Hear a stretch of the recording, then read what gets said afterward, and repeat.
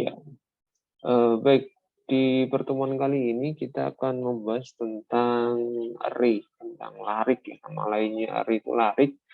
Kita akan bahas selama 2 pertemuan ya, hari ini dan pekan depan, tentang array, tentang larik. Hari ini atau pekan ini kita membahas tentang larik dimensi 1, nanti pekan depan larik atau array multidimensi. Baik, kita mulai ya dengan membuat kelas baru. Kita pilih new Java class. Kita buat program namanya app larik ya. Larik. Baik, kita sambil jelaskan ya. Jadi konsep teori lebih banyak, lebih lengkap nanti bisa dibaca di modul ya. Jadi lebih banyak teori di sana yang saya tulis, termasuk juga contoh-contoh programnya. Lebih banyak, saya ada 5 atau 6 contoh program terkait array satu dimensi. Di pertemuan ini, di sesi online ini nanti kita bahas satu program saja ya, satu program saja sebagai contohnya. Oke, kita mulai membuat programnya. Kita akan gunakan input, sehingga kita harus import library atau pustaka scanner ya. Kita siapkan, kemudian kita buat metode main-nya ya, public static void main-nya. Kita siapkan juga objek scanner-nya ya, st new scanner system.in. Kita siapkan dulu variabel-variabel yang akan kita butuhkan. Oke, saya mulai dengan menjelaskan konsep array terlebih dahulu. Mengapa kita menggunakan array nantinya? Jadi begini, selama ini kita membuat program itu kita awali dengan membuat variabel ya. Kita biasanya membuat variabel integer x misalnya, kita beri nilai awal 10 seperti ini ya. Biasanya kita membuat program dengan mengawalinya menuliskan, mendeklarasikan variabel. Misalnya seperti ini, x tipenya integer, kita beri nilai awal 10. Kalau kita tampilkan nilainya x, sistem out print x, kita run, kita jalankan, maka akan muncul nanti nilai 10. Jadi nilainya x adalah 10, isinya x adalah 10. Ketika di antara dua perintah ini kita tambahkan perintah x sama dengan 20 misalnya, seperti ini, maka ketika dieksekusi dari atas ke bawah secara sekuensial, kita running, yang muncul nanti adalah nilai 20, bukan 10 ya. Ini sifat atau karakter variabel yang biasa kita buat selama ini. Variabel biasa maksudnya. Jadi apa yang terjadi? Variabel x itu hanya bisa menyimpan satu buah data, ya, satu buah nilai dalam satu waktu yang sama. Ya, ketika ada dua pengisian data seperti ini, maka nanti yang akan tersimpan di variabel x itu adalah data yang terakhir saja, yaitu 20. Coba data yang 10 kemana? Data yang 10 akan ditimpa oleh data 20. Nah, ini karakter atau sifat variabel yang selama ini kita buat. Di variabel-variabel yang sifatnya hanya bisa menyimpan satu buah data dalam satu waktu. Ya. Oke. Apa efeknya? Apa dampaknya? Ketika kita membuat variabel seperti ini, muncul pertanyaan, muncul program. Bagaimana kalau kita akan membuat sebuah program yang menyimpan data mahasiswa SI angkatan 2002 kelas F.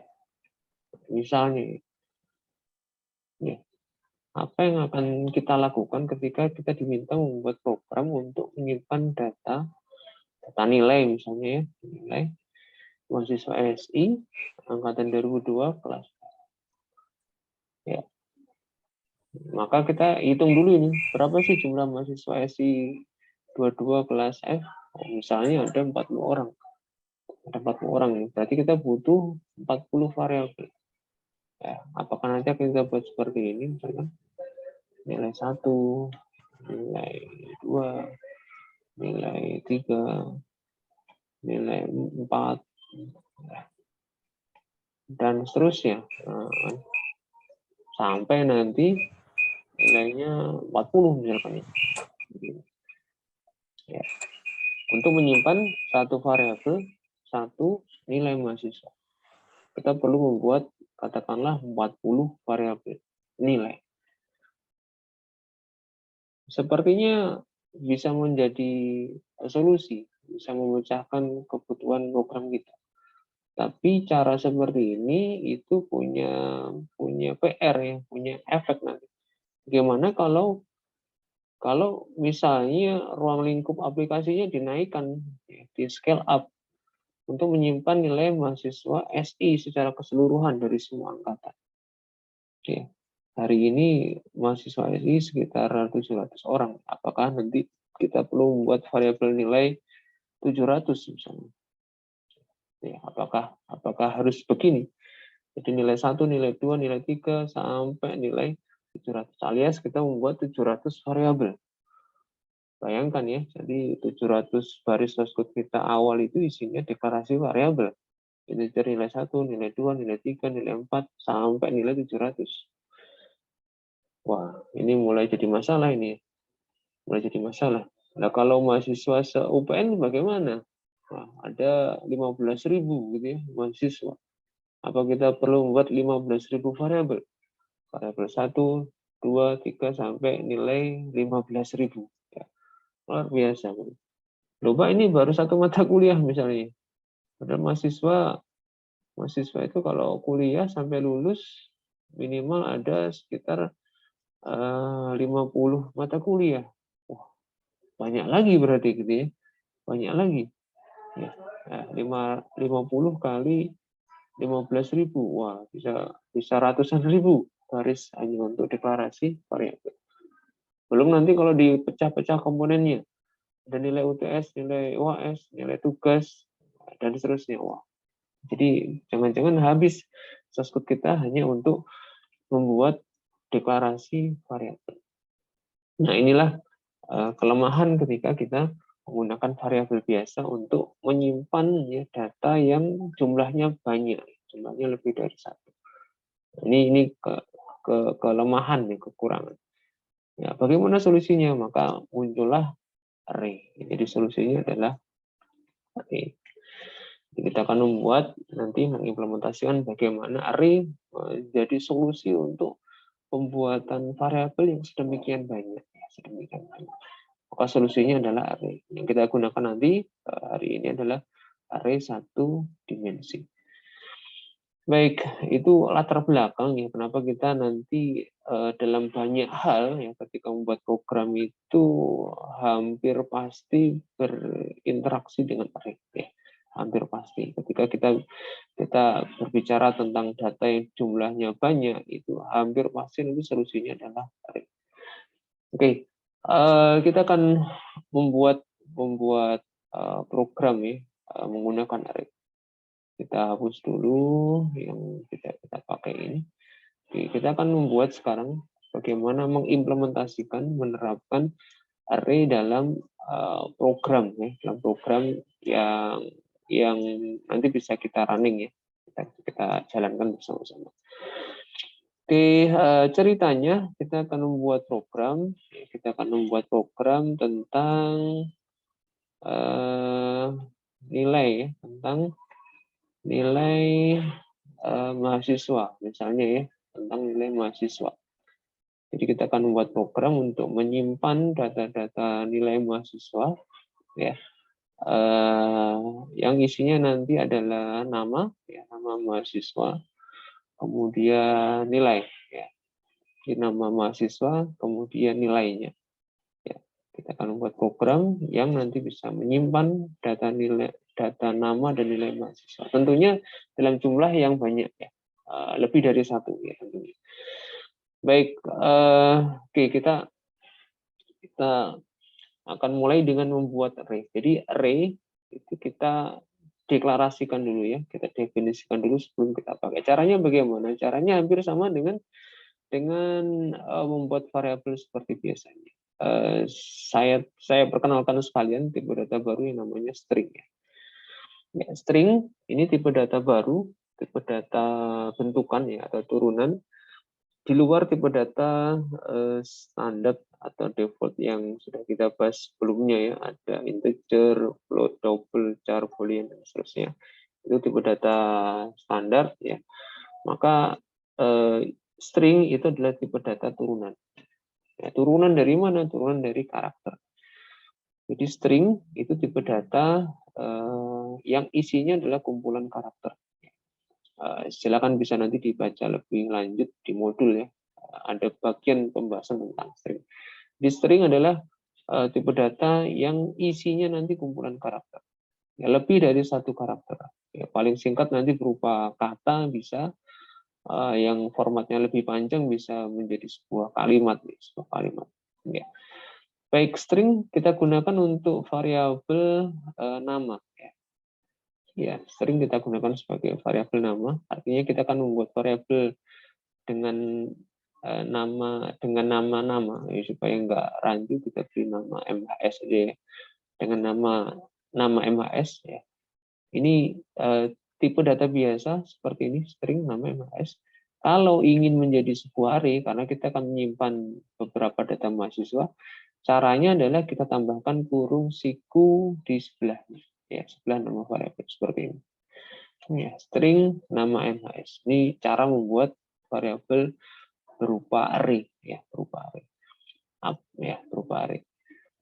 berupa larik ya.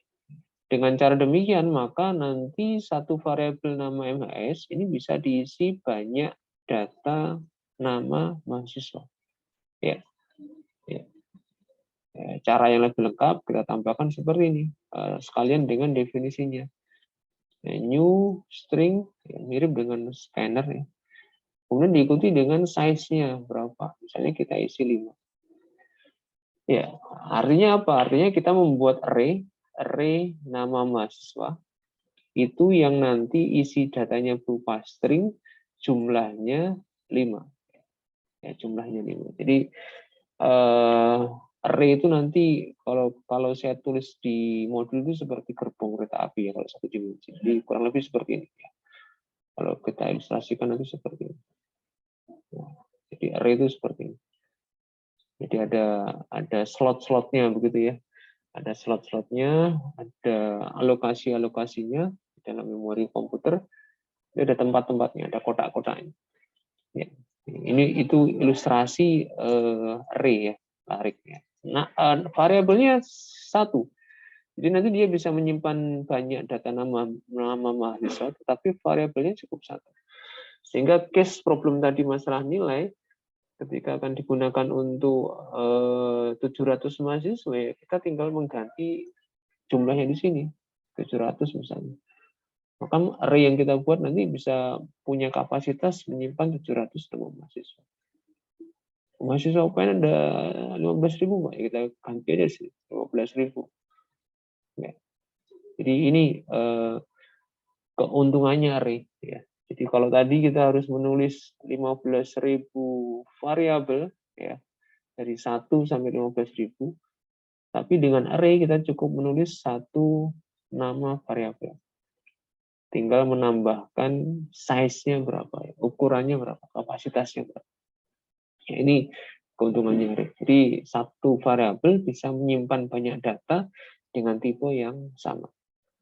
Kita kembalikan ke size-nya 5. Jadi kita asumsikan nanti program kita hanya mengelola 5 data mahasiswa. Baik, ini array yang pertama. Jadi di atas kita tulis, kita akan menangani nama mahasiswa juga nilai mahasiswa. Jadi kita buat array yang kedua, nilai. Integer nilai. Ya. nilai, kita buat juga deklarasinya sama seperti yang di atas. New integer, size-nya pastikan sama ya. Jadi ukuran array-nya, ya, jadi jumlah elemennya itu pastikan sama. Jadi kalau kita asumsinya menangani 5 data mahasiswa, ya namanya 5, nilainya juga kita buat 5. Ya, kita asumsikan seperti itu. Baik, array-nya sudah ready, sudah kita siapkan. Untuk nama sudah ada, untuk nilai juga sudah ada. Sekarang kita siapkan variabel-variabel untuk jalannya program ya, jalannya program. Jadi pertama nanti kita akan membuat menu program sehingga kita perlu variabel yang namanya pilih untuk menampung pilihan maksudnya. Kemudian untuk mengelola array kita perlu variabel yang namanya indeks ya. Indeks. Jadi array itu dia bisa menyimpan banyak data ya dalam waktu yang sama. Kuncinya ada di indeks ya. Kuncinya ada di indeks. Jadi yang membedakan elemen satu dengan yang lainnya seperti ini, kotak-kotak ini, yang membedakan adalah indeksnya. Dimulai dari indeks 0, kemudian 1, kemudian 2, kemudian 3, 4, dan seterusnya. Ya. Jadi indeksnya array dalam bahasa Java itu dimulai dari 0. Jadi kalau size-nya 5, maka indeksnya dari 0 sampai 4. Kalau size-nya 10, indeksnya 0 sampai 9. Jadi kuncinya array di indeksnya. Baik, oke. Ini sementara mungkin kita cukupkan ya deklarasi variabelnya. Kita kemudian masuk ke program utama ya. Program utama menunya saya pilih menggunakan looping do while ya. Jadi selama nanti user tidak memilih untuk exit, maka dia akan terus mengulangi menu yang ditampilkan. Do while misalkan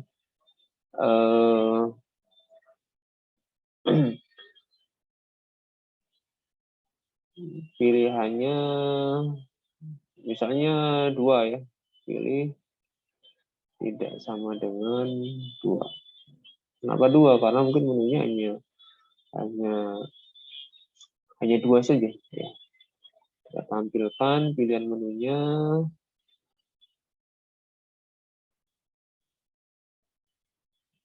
Entry nilai mahasiswa ya, misalkan seperti ini.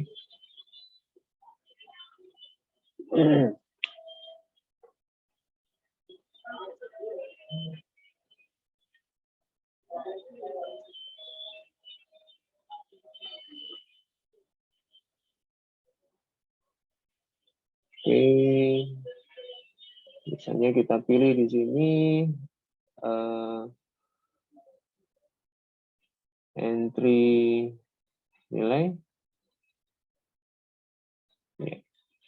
Kemudian pilihan yang keduanya selesai.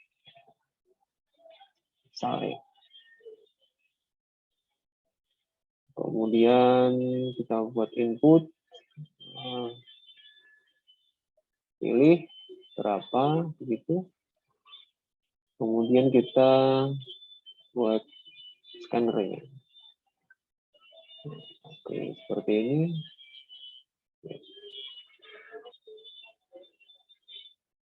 Oke. Misalnya begini ya. Oke, program akan terus mengulang selama tidak memilih 2. Kita coba tes run dulu. Kita coba jalankan. Kita pilih nilai, ya dia masuk lagi. Kita pilih nilai, masuk lagi, sampai kita pilih selesai. Ya, P2 baru berhenti. Supaya rapi, ini saya beri /n ya. Supaya ada jarak dengan menu sebelumnya. Baik, ini kerangka menunya sudah kita siapkan. Kemudian kita buat eksekusi menunya ya. Sama seperti sebelumnya, kita gunakan perintah switch. pilih, kurung scroll buka, langsung ditekan enter supaya ada pasangannya langsung seperti ini. Switch pilih, case 1 kita buat kerangkanya dulu, case 2 ini case 1 break, case 2-nya kita beri break juga.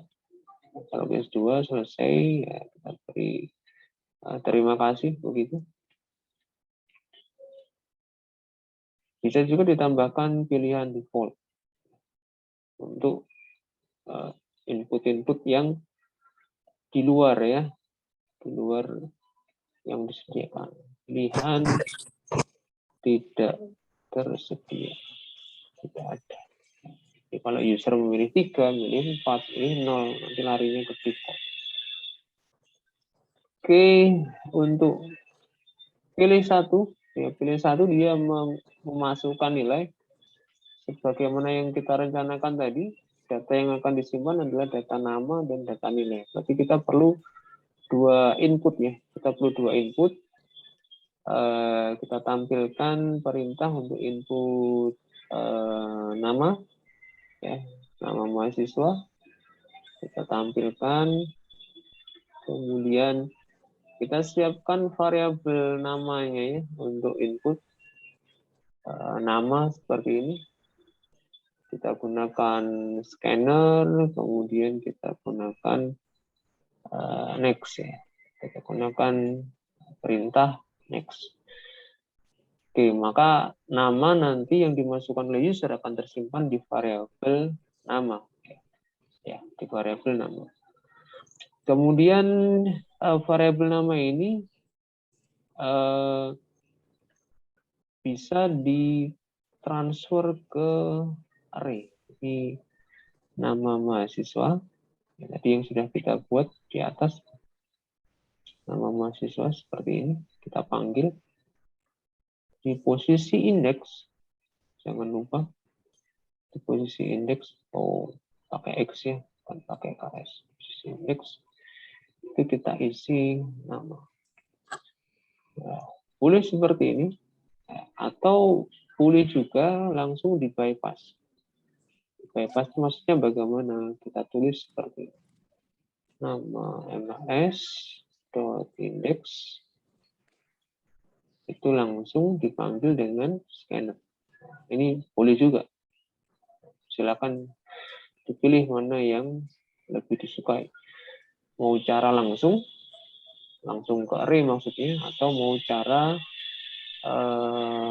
perantara, gitu ya. Cara perantara. Ada variabel perantara temporary untuk menampung input dari user, baru kemudian dimasukkan ke array. Ini 2 cara. Silakan dipilih mana yang lebih sesuai. Oke,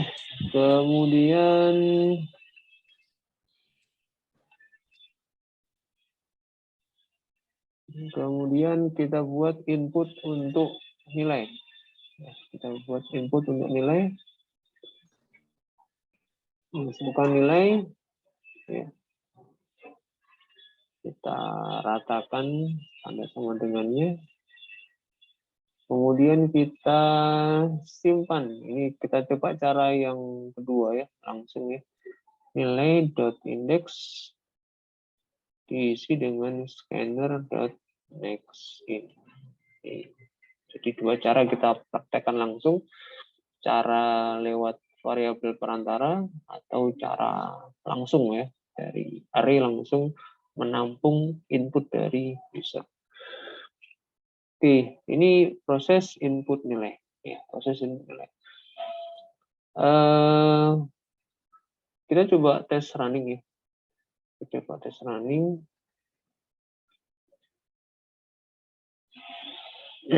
Coba tes, kita jalankan.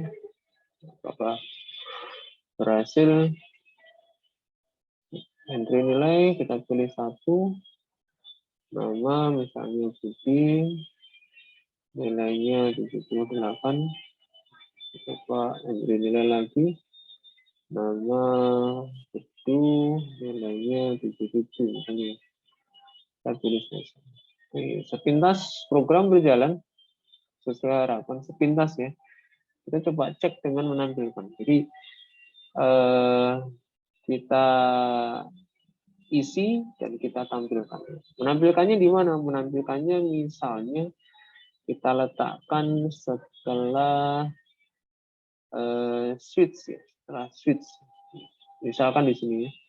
Setelah switch kita tampilkan rekapan data mahasiswa. So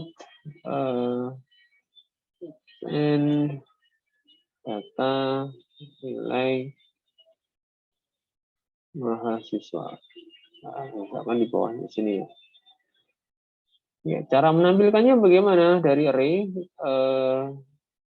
hampir selalu ketika kita membuat array itu kaitannya dengan perulangan ya, dengan looping. Jadi cara yang paling efektif untuk mengakses array itu adalah menggunakan perulangan. Kita gunakan perintah for yang paling ringkas seperti ini. For i sama dengan 0, i lebih kecil dari 10 kita ganti dengan indeks ya. Ya, mengapa indeks? Karena indeks itu yang menentukan jumlah data yang tersimpan. Jadi indeks itu nanti akan menentukan jumlah data yang tersimpan. Kalau indeksnya pas 2 ya dia menampilkan 2 data, 3 data, 4 data dan seterusnya. Jadi pengendalinya adalah di indeks.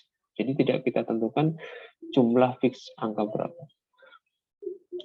Oke, kita tampilkan seperti ini. Ya, sort data. Kita akses data nama mahasiswa dulu.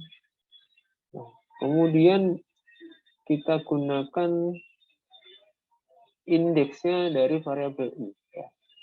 Hati-hati ya. Jadi yang kita gunakan indeks bukan variabel indeks, tetapi kita gunakan variabel i. Kenapa demikian? Karena kita manfaatkan ini perubahan nilainya i yang semula dari 0 nanti plus jadi 1 jadi 2 jadi 3 dan seterusnya. Jadi kita gunakan variabel i ya.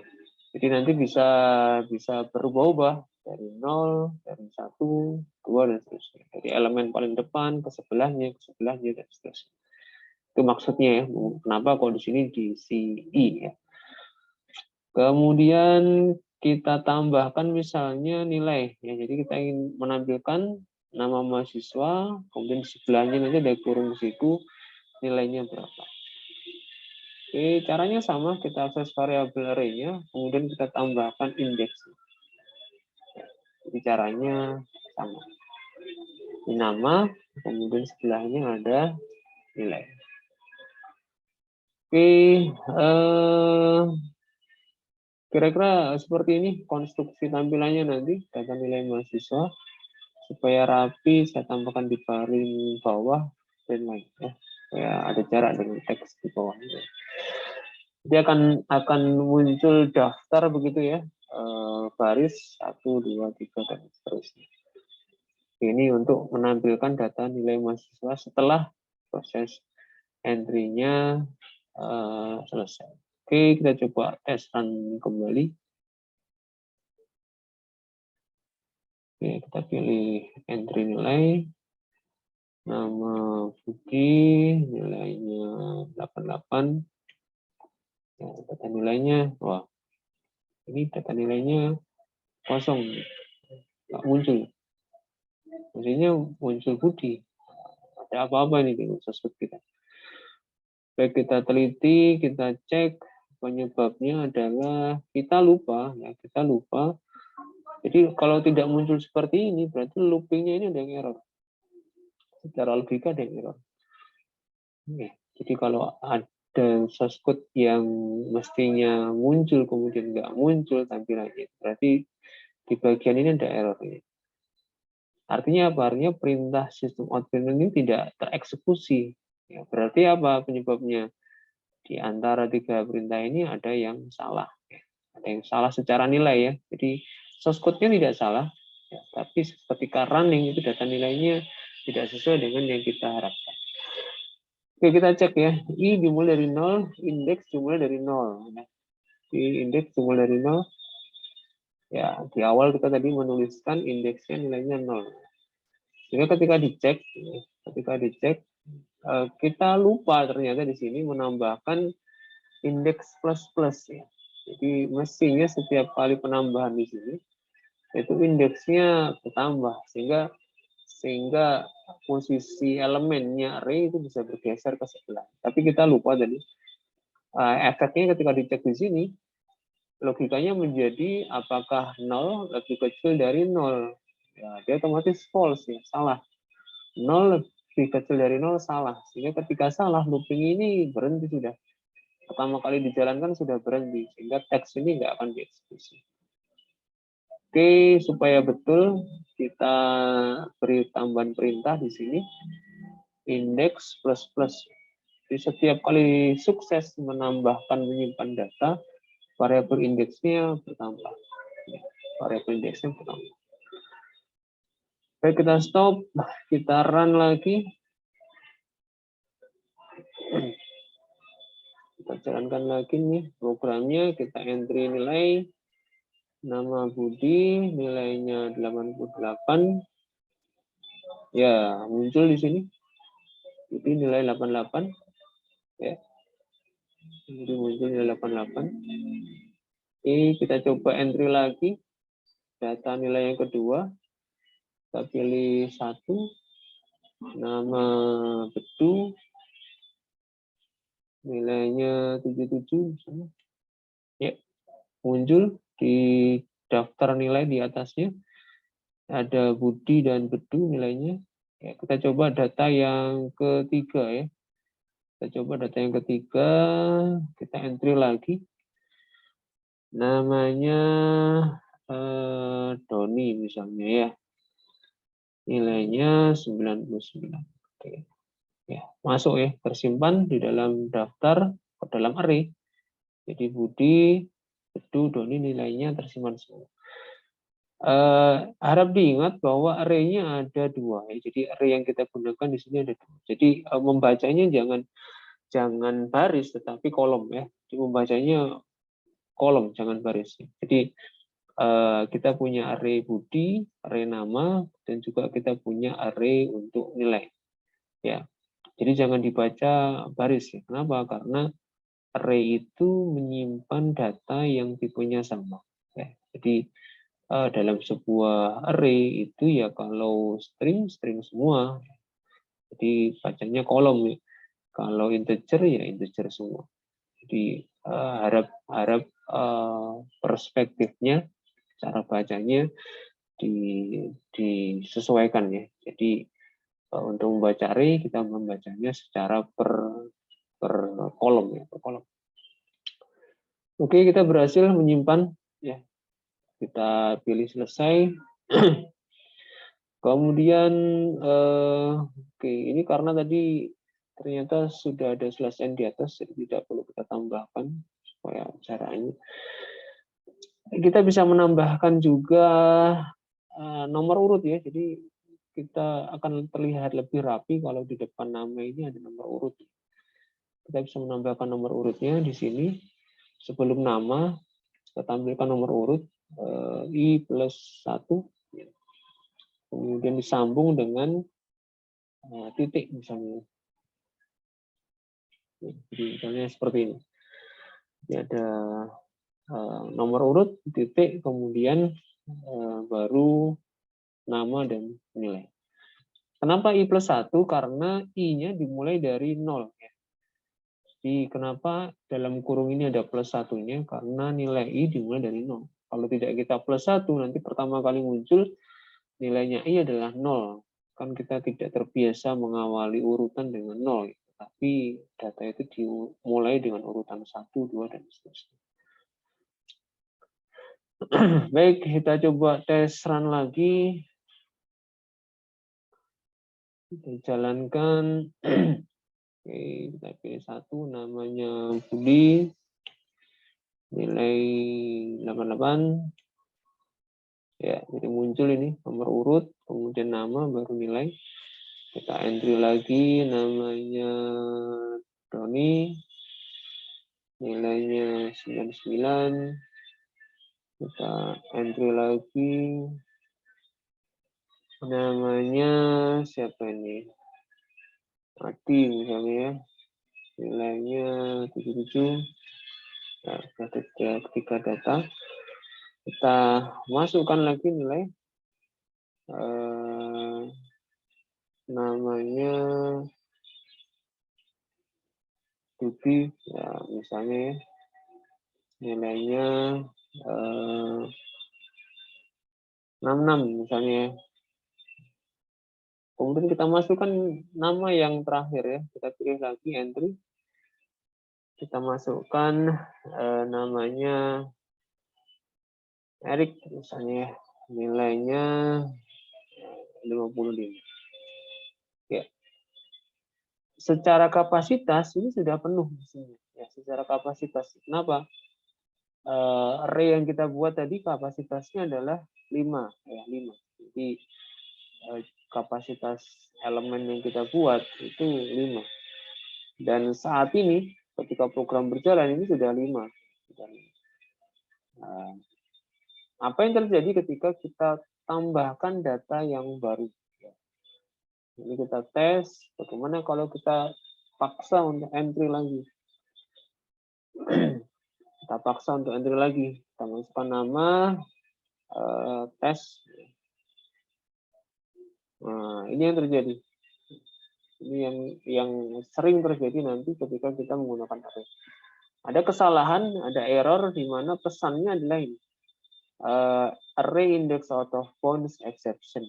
Jadi artinya apa? Jadi nanti kalau ketemu pesan kesalahan seperti ini, itu array kita melebihi kapasitasnya. Jadi di baris 21 ketika disimpan nama ke dalam array nama mahasiswa, di posisi indeks itu terjadi out of bounds. Out itu melebihi, melampaui, bounds itu batasan ya, jadi batasan. Kenapa demikian? Karena ketika kita membuat 5 elemen tadi, indeksnya dari 0 sampai 4. Dan ketika mau di entry di situ, indeksnya adalah 5. Jadi di luar ya, di luar boundary-nya, di luar batasannya. Sehingga terjadilah kesalahan error. Ya, jadi di baris 21 ini terjadi kesalahan. Ketika variabel nama mau disimpan ke dalam array nama mahasiswa. Ya, ini yang terjadi. Sebabnya apa? Karena indeksnya melebihi ya, indeksnya melebihi dari kapasitas yang disediakan dibuat di awal. Tentunya kita tidak ingin kesalahan ini muncul saat program berjalan. Jadi jangan sampai kita membuat program error seperti ini ya ketika di running, sehingga kita harus antisipasi, kita harus cegah supaya tidak terjadi. Pencegahannya bagaimana? Pencegahan yang pertama, yang paling basic itu ya cara sederhananya kapasitasnya ditambah. Gitu ya. Jadi yang semula 5 ini kita up begitu ya. Ya tentunya ini harus menyesuaikan kebutuhan real ya. Mau berapa ini? Ya, cara paling primitif lah ya. Cara paling primitif dan tidak saya rekomendasikan untuk dicoba gitu ya. Karena nanti ya riskan juga ya. Ketika ada pertambahan jumlah data ya pasti akan error ya. Misalnya di sini kita up jadi 10. Ternyata dalam perkembangan aplikasinya data mahasiswa jadi 15, ya error lagi nih. Ya. Oh Pak, dibuat 50. Ya sementara mungkin nggak akan error, tapi begitu nanti data bertambah, ya, seiring bertambahnya waktu jadi 100 ya error lagi dia. Maka cara cara penambahan jumlah elemen tidak direkomendasikan. Meskipun temporary dia solve ya, temporary dia bisa menjadi solusi. Cara yang lebih bagus lagi bagaimana? Yang cara yang lebih bagus lagi adalah dicegah melalui coding. Kita cegah melalui coding. Jadi kita cegah, kita antisipasi melalui coding. Ya, kita antisipasi. Kita cegah supaya tidak terjadi insert ya saat array-nya sudah penuh ya, sudah penuh. Jadi kita perlu cegah. Jadi syarat untuk bisa di-input di sini itu adalah ketika jumlah data yang tersimpan belum memenuhi. Baik, kita bisa menambahkan perintah if ya, perintah if else untuk mengeksekusi ini. Jadi syarat supaya blok penyimpanan data nama dan nilai ini bisa dieksekusi itu syaratnya adalah indeksnya. Kita tambahkan pengecekan terlebih dahulu. If index lebih kecil dari 5 misalnya ya. Jadi karena kapasitasnya tadi kan 5. Jika indeks lebih kecil dari 5, maka boleh dieksekusi. Jadi 0 sampai 4 boleh dieksekusi. Kita berikan blok seperti ini. Ya. Kita beri ruang lingkup baru. Ya, jadi proses source code untuk menyimpan data nama dan nilai itu bisa dieksekusi dengan syarat indeksnya belum mencapai 5. Ya. Belum mencapai 5. Ya, kalau sudah mencapai 5, berarti kita beri else. Else-nya apa? Ya warning saja ya. Notifikasi aja. Kapasitas penuh misalnya. Kapasitas penuh. Jadi ini warning ya. Ya, kapasitas penuh.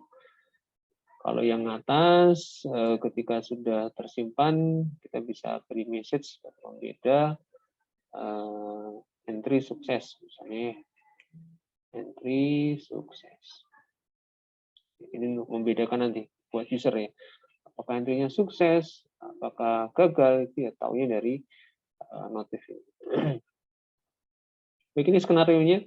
Jadi kita modif tadi source code-nya. Sebelum proses menyimpan ke dalam array, kita cek dulu indeksnya berapa, apakah sudah penuh ataukah belum. Ya, kalau masih belum penuh, ya boleh kita simpan. Ya, tapi kalau nanti sudah penuh, harapannya dia nanti lari ke pesan kapasitas sudah penuh. Oke, ini skenario kita untuk mengantisipasi apakah berjalan. Kita coba tes ya, kita run file. Kita jalankan untuk skenario menambah 6 data nilai mahasiswa ya. Oke, coba uji nilainya 99, itu lagi ini nilainya 77, itu lagi namanya nanti nilainya 88, kita entry lagi namanya jadi nilainya 100 misalnya, kita entry lagi namanya itu nilainya 6. Ya sudah penuh 5, sudah penuh 5, kita coba entry data yang ke-6 ya. Kita pilih ya. Oke, ketika kita entry ya, jadi ketika tadi kita pilih 1 mau entry lagi ketika sudah penuh ya, kan di sini sudah 5 ini, sudah 5, kita diberi opsi untuk entry lagi, kita pilih 1, ya, muncul ini kapasitas penuh, otomatis dibelokkan ya oleh source code oleh program ke kapasitas penuh. Kemudian ditampilkan lagi data nilai mahasiswanya, sehingga muncul di sini data 1 sampai 5. Kemudian muncul lagi menu yang pertama. Jadi kalau kita pilih entry nilai lagi, ya, kita pilih, ya, dia akan repeat lagi, akan muncul pesan penuh lagi. Jadi yang nggak bisa ngapa-ngapain ini untuk entry nilai, sehingga opsinya tinggal selesai. Ya, tinggal selesai, kita pilih 2, selesai. Baik, ini implementasi ya penggunaan array satu dimensi untuk menyimpan data nilai mahasiswa. Jadi menyimpan sekaligus di sini kita tambahkan source code untuk menampilkan. Ini contoh sederhana bagaimana kita menggunakan array untuk menyimpan data yang jumlahnya lebih dari satu. Jumlahnya lebih dari satu. Di program ini kita menggunakan dua buah array. Yang pertama array nama mahasiswa, yang kedua array nilai. Ya, array nilai. Ya, dengan cara seperti ini, 5 buah data mahasiswa bisa kita simpan, kita kelola, ya, cukup dengan masing-masing satu variabel, ya, variabel nama mahasiswa dan variabel nilai. Ya, jadi ini solusi buat masalah tadi. Ketika dibuat program untuk menyimpan nilai mahasiswa se-UPN, bagaimana? Ya cukup dibuat array saja. Tidak perlu kita membuat deklarasi variabel nilai 1, nilai 2, nilai 3, sampai nilai 15.000. Nggak perlu. Kita cukup membuat satu buah variabel namanya nilai, kemudian jumlah elemennya kita buat sebanyak yang kita butuhkan. Ya. Sedangkan namanya juga sama nanti ya. Nama array namanya kita buat sesuai dengan kebutuhan. Oke, dari data nilai ini, misalnya kita mau kembangkan ke mencari rata-ratanya, ya. Dari data nilai ini kita buat aplikasinya punya kemampuan untuk menghitung rata-ratanya berapa. Ya, jadi setelah muncul daftar nilai, di bawahnya ada rata-ratanya. Baik, supaya bisa muncul rata-rata, berarti kita buat variabel baru, ya, yaitu untuk menghitung jumlah total dan rata-ratanya. Karena rata-rata itu kan berarti nanti dibagi ya, ada proses pembagian, sehingga tipe variabelnya kita buat pecahan ya, karena ada proses pembagian. Total misalnya kita buat variabel total untuk menghitung jumlah totalnya, kita beri nilai awal 0, kemudian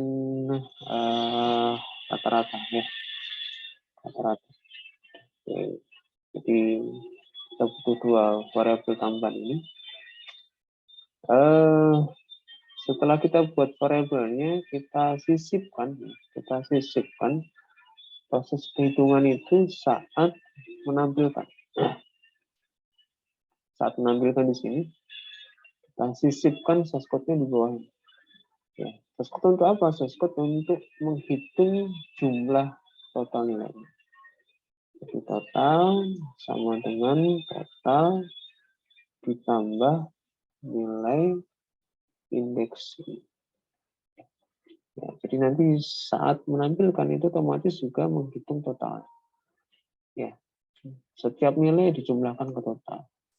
Nilai baru jumlahkan lagi ke total. Nilai baru lagi jumlahkan ke total. Terus seperti itu.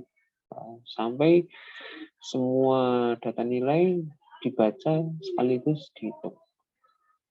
Ya, setelah loop-nya berakhir, berarti nanti akan tersimpan di sini di variabel total itu jumlah total nilai dari semua mahasiswa. Sehingga kita bisa hitung, ya. Kita bisa hitung rata-ratanya, ya. Rata-rata nilai ini berapa nanti? Ya, kita hitung di sini. Tadi ada variabel rata sama dengan total dibagi ya, indeks ya. Indeksnya tadi berapa? Oke. Yang ditampilkan nanti di sini adalah rata-ratanya. Oke, jadi begini. Skenario-nya ketika ditampilkan daftar nilainya sekaligus dihitung totalnya. Setelah selesai menampilkan data nilai, dihitung rata-ratanya berapa, baru setelah itu ditampilkan rata-rata nilai. Oke, rencananya begini, kita coba cek di run file-nya. Kita cek run file apakah hasilnya sudah sesuai dengan yang kita harapkan. Nilai nama Budi, nilainya 88, nah, rata-ratanya 88, sudah benar, satu data. Kita entry lagi nama gedung, nilainya misalnya 77 ya. Ya. Nah, rata-rata nilainya 126,5. Ya, rata-ratanya 126,5. Nah, ini menarik ini. Total dibagi indeks ya. Oh ini lupa, ini kok nggak sesuai. Nggak sesuai ini, kenapa ini? Nah, ini problem ya, problem. Ya, kenapa begini? Karena proses perhitungannya ada yang kita lupa tadi. Bahwasanya total itu harus dikembalikan ke 0 ya. Jadi kita lupa. Ketika menghitung total, ya, di loop berikutnya totalnya nggak 0. Jadi perhitungan sebelumnya itu kepake lagi di perhitungan berikutnya. Ya. Jadi syaratnya di sini untuk menghitung total itu dinolkan ya. Setiap kali selesai proses menghitung rata-rata, totalnya harus kita nolkan kembali. Supaya apa? Supaya kereset gitu. Ya. Kan nanti akan dijumlah lagi. Kalau tidak kita nolkan, maka total dari penghitungan loop sebelumnya itu akan dihitung lagi, dijumlahkan lagi. Nah ini penyebabnya di situ, sehingga rata-ratanya menjadi tidak sesuai dengan yang kita inginkan. Oke, kita coba stop, kita run lagi. Apakah sudah sesuai hasilnya?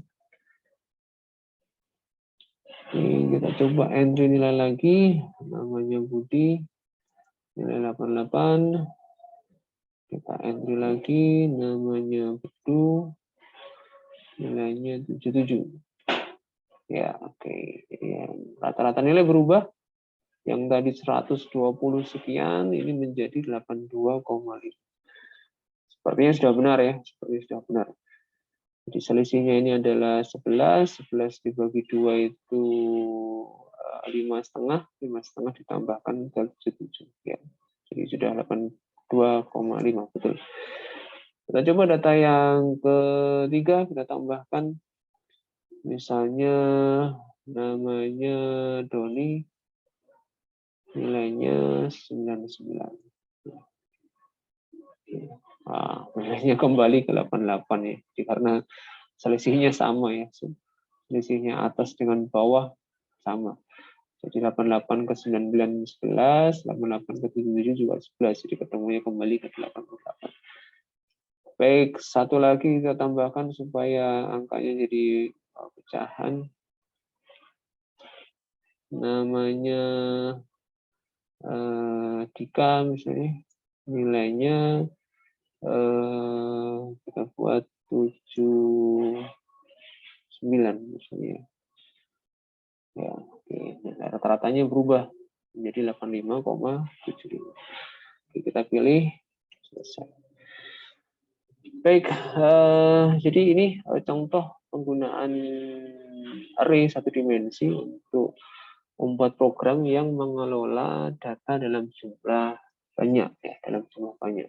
Jadi sekali lagi saya sampaikan, saya ingatkan bahwa ke depan nanti program yang kita buat itu hampir pasti akan melibatkan array, ya, hampir pasti. Ya, hampir pasti akan melibatkan array. Ketika apa? Ketika jumlah data yang kita kelola lebih dari satu atau banyak begitu. Nah, jadi solusinya bukan dengan menambah jumlah variabel, tapi solusinya adalah dengan menggunakan array ya, menggunakan array. Jadi kita simpan data tersebut dalam variabel yang berupa array. Jadi bedanya dengan variabel biasa, kalau variabel biasa itu hanya bisa menyimpan satu data dalam satu waktu, itu variabel biasa. Ya, ketika ada data baru, maka data yang lama akan hilang. Itu karakteristiknya variabel biasa. Tapi kalau kita membuat variabel yang tipenya array, ya bentuknya array seperti ini, nama mahasiswa, nilai, cirinya dengan tanda kurung siku seperti ini, maka dia punya kemampuan untuk menyimpan ya, banyak data dengan tipe yang sama dalam satu waktu. Ya, jadi itu keunggulannya array. Kok bisa begitu, Pak? Kenapa bisa begitu? Karena array itu dia punya elemen tadi. Ya, array itu punya elemen. Di nama variabelnya boleh satu, tetapi di dalamnya nanti ada elemen-elemennya, ada couplingan-couplingannya, ada slot-slotnya, gitu ya. Di mana masing-masing slot tersebut itu dibedakan berdasarkan nomor indeksnya. Ya, jadi dipastikan indeksnya itu harus kita pastikan benar ya. Jadi berubah bertambah sesuai dengan yang kita inginkan. Kalau indeksnya nanti tidak kita kelola dengan baik, yang terjadi bisa saja penyimpanan array di tempat yang sama sehingga yang nggak ada gunanya array-nya nanti. Jadi itu yang perlu kita perhatikan. Contoh kita misalnya lupa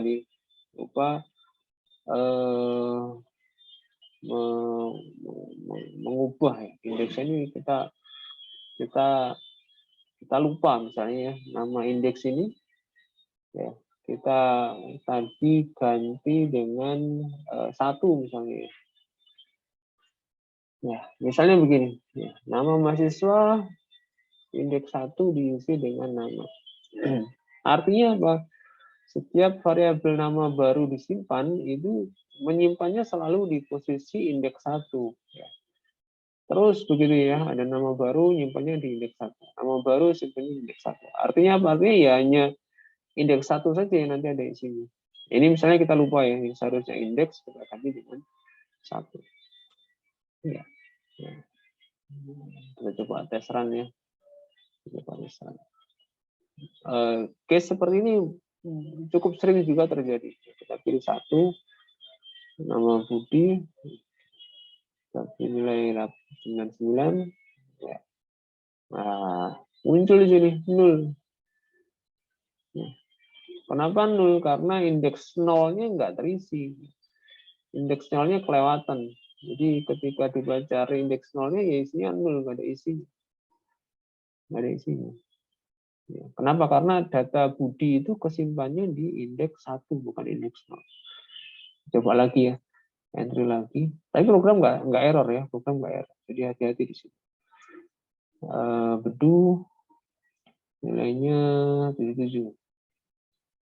Nah, yang terjadi seperti ini. Bedunya muncul. Ya. Bedunya muncul.